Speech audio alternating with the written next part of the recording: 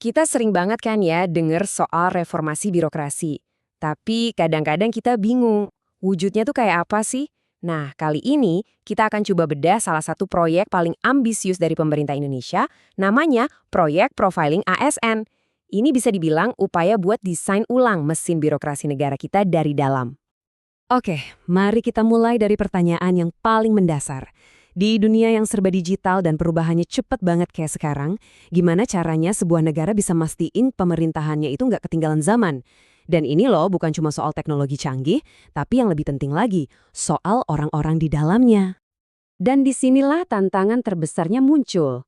Ada kebutuhan mendesak untuk bertransformasi.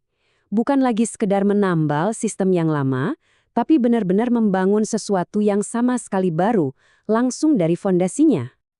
Nah, ini dia nih pergeseran paling fundamentalnya.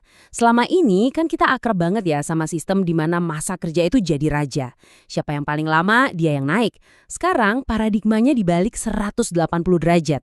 Bukan lagi soal siapa yang paling lama mengabdi, tapi siapa yang punya potensi paling besar buat maju. Penting buat kita catat ya, ini bukan proyek iseng-iseng. Inisiatif ini adalah bagian dari agenda prioritas nasional. Sejalan banget sama Astacita ke-7 Presiden. Jadi tujuannya udah jelas banget, memperkuat reformasi birokrasi secara total. Lantas apa dong jawaban konkretnya? Nah, disinilah proyek profiling ASN atau biar gampang kita sebut Pro ASN masuk ke panggung. Inilah solusi berbasis data yang dirancang khusus untuk menjawab tantangan modernisasi yang tadi kita bahas. Gampangnya gini deh, coba bayangin Pro ASN ini seperti kita lagi bikin profil LinkedIn yang super canggih tapi untuk setiap pegawai negeri di Indonesia. Tujuannya bukan cuma buat mendata, tapi bener-bener buat membaca kekuatan, kelemahan, sampai potensi tersembunyi dari tiap orang. Terus apa yang bikin sistem ini revolusioner? Ada 4 kata kuncinya. Prosesnya itu cepat, karena semuanya serba digital.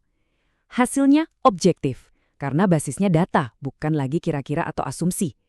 Datanya terintegrasi, jadi nggak ada lagi tuh informasi yang mencar-mencar. Semuanya ada dalam satu platform digital. Jadi, poin paling krusialnya adalah ini.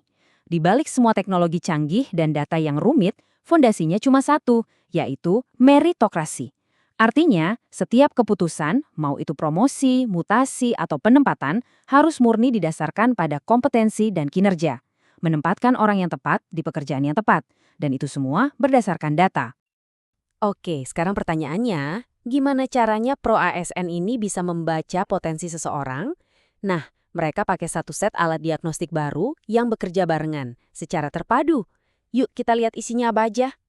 Di sini kita bisa lihat ada 4 kacamata yang beda buat ngelihat satu individu.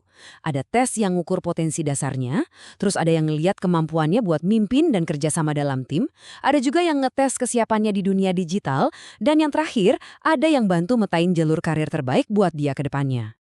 Kutipan dari Sekretaris Utama BKN ini benar-benar merangkum semuanya.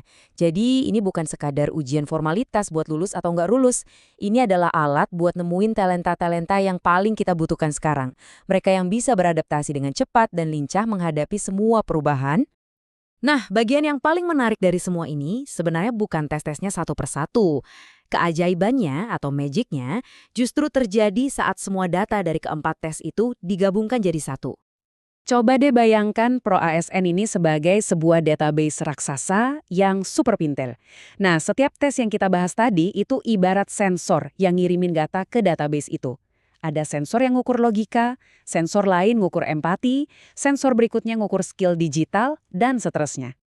Jadi, beginilah cara sensor-sensor ini membangun gambaran yang utuh. Setiap langkahnya itu nambahin satu lapisan data baru. Mulai dari potensi dasarnya, terus kemampuan sosialnya, kesiapan teknologinya, sampai kemana dia mau berkarir. Profilnya jadi makin lama makin detail dan makin akurat. Dan saat semua data dari sensor-sensor itu terkumpul dan terintegrasi, inilah yang dihasilkan. Sebuah peta talenta nasional yang utuh. Ini bukan lagi sekedar daftar nama dan NIP, tapi sebuah peta kekuatan sumber daya manusia yang dimiliki Indonesia. Terus, buat apa sih peta secanggih ini dibuat? Tujuannya sangat-sangat spesifik untuk menemukan ASN yang punya 2 DNA terpenting di era modern ini. Yang pertama, adaptif, yaitu mampu menyesuaikan diri dengan perubahan, dan yang kedua, agile atau lincah dalam bertindak dan mengambil keputusan. Oke, kita udah lihat apa dan bagaimananya proyek ini. Tapi pertanyaan yang paling penting kan sebenarnya apa dampaknya buat kita semua? Buat warga negara biasa, kenapa kita harus peduli dengan semua ini? Nah, inilah janji besarnya.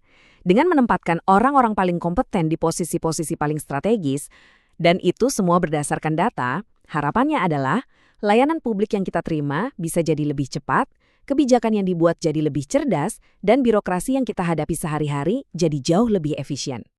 Jadi, kalau kita lihat, ini adalah sebuah ambisi besar buat mendefinisikan ulang cara kerja pemerintahan. Pertanyaan besarnya sekarang bukan lagi apakah Indonesia bisa berubah, tapi seberapa cepat kita semua akan merasakan dampak nyata dari birokrasi yang lebih cerdas, lebih cepat, dan lebih responsif ini dalam hidup kita. Sebuah pertanyaan yang menarik untuk kita kawal bersama-sama.